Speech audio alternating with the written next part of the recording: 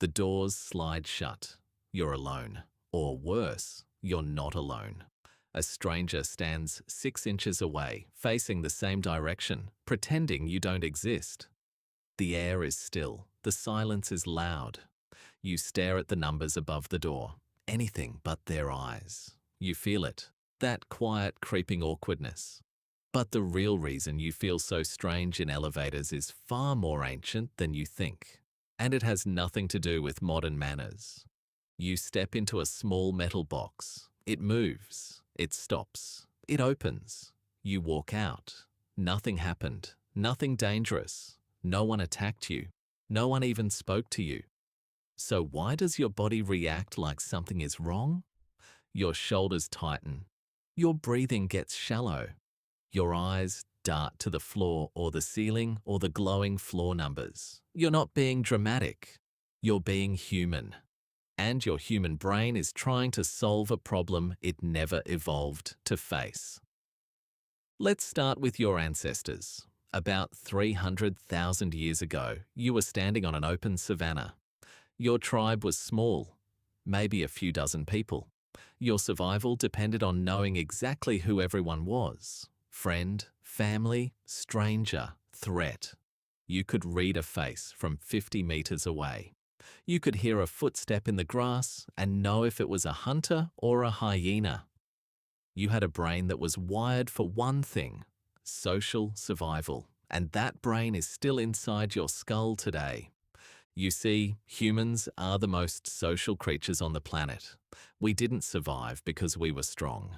We survived because we cooperated, we formed bonds, we trusted the people we knew, and we were deeply, deeply suspicious of people we didn't know.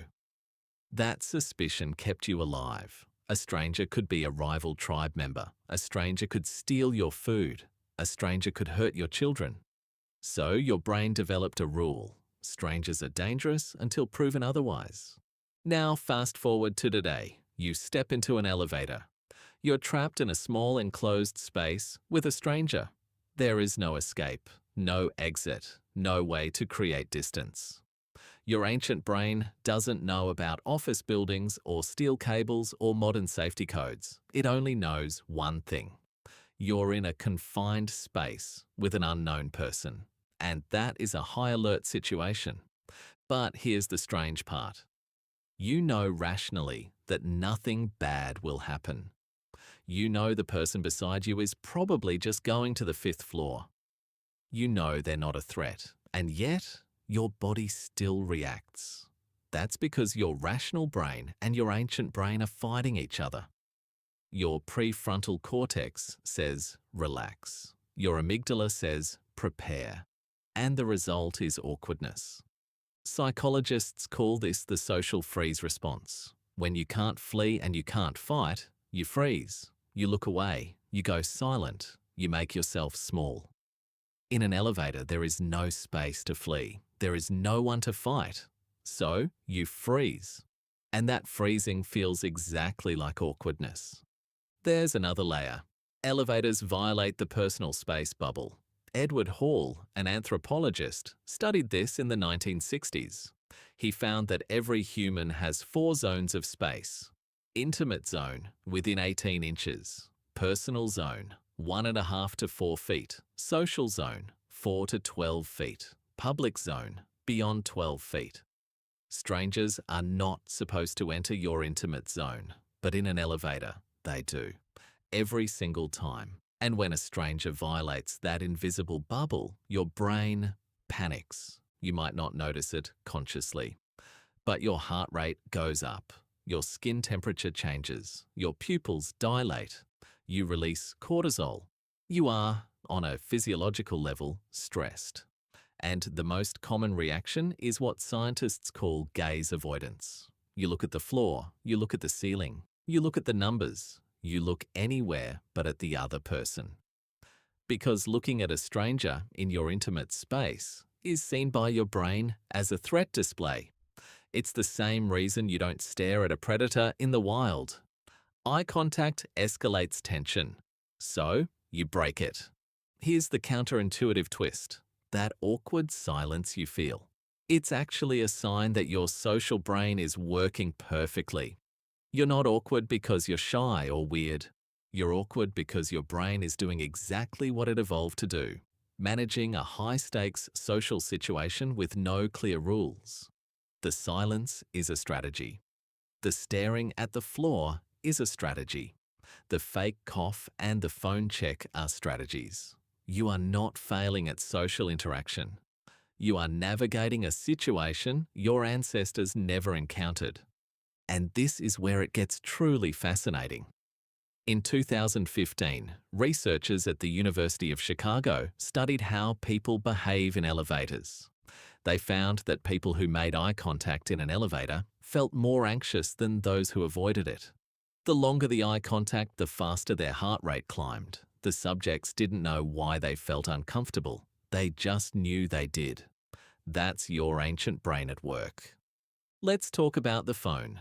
You pull out your phone in an elevator. You scroll. You check email. You pretend to read something important. You're not being rude. You're not being antisocial. You're using a tool to signal that you are occupied. In animal behavior, this is called displacement activity. When an animal is conflicted, caught between two competing instincts, it performs a seemingly irrelevant behavior. You scratch your head, you groom your fur, you fake a cough, you check your phone. The behavior reduces anxiety by redirecting your brain's attention away from the threat. The phone is your modern displacement activity. It's your digital grooming. Now reflect on this.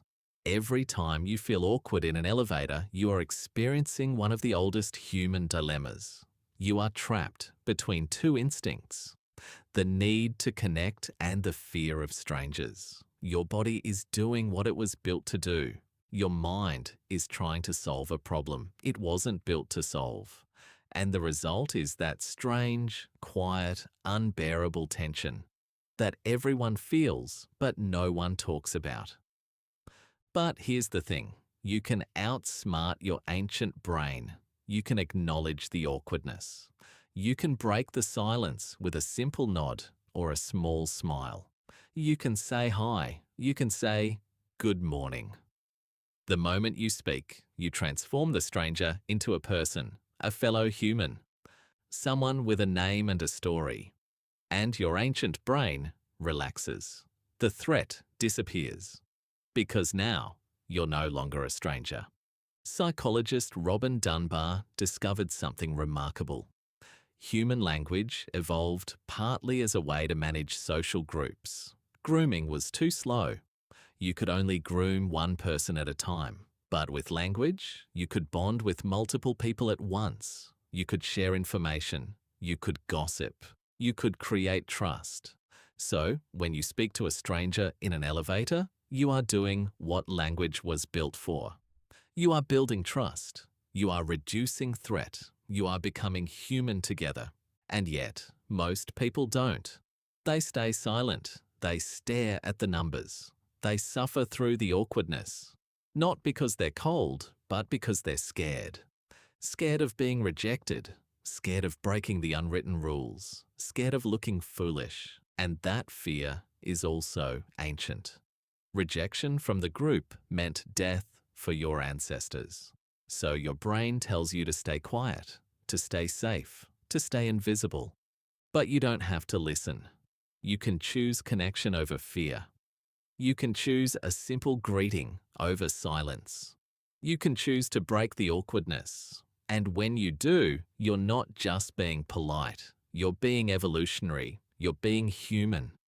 So the next time those doors slide shut, the next time you feel that familiar tension rise, the next time you find yourself staring at the floor numbers, remember this.